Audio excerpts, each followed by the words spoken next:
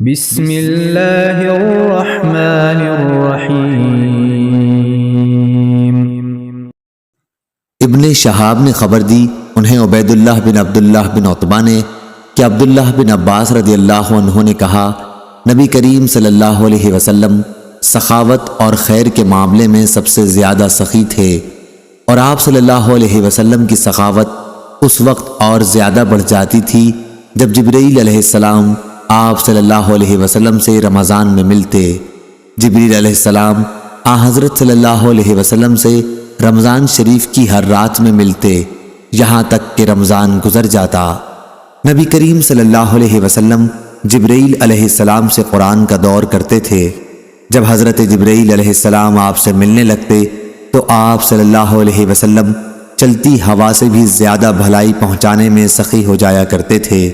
صحیح بخاری حدیث نمبر 1902۔ ابن ابی ذئب نے بیان کیا، ان سے سعید مقبری نے، ان سے ان کے والد کیسان نے، اور ان سے ابو ہریرہ رضی اللہ عنہ نے کہ رسول کریم صلی اللہ علیہ وسلم نے فرمایا، اگر کوئی شخص جھوٹ بولنا اور دغابازی کرنا روزے رکھ کر بھی نہ چھوڑے تو اللہ تعالیٰ کو اس کی کوئی ضرورت نہیں کہ وہ اپنا کھانا پینا چھوڑ دے۔ صحیح بخاری حدیث نمبر 1903۔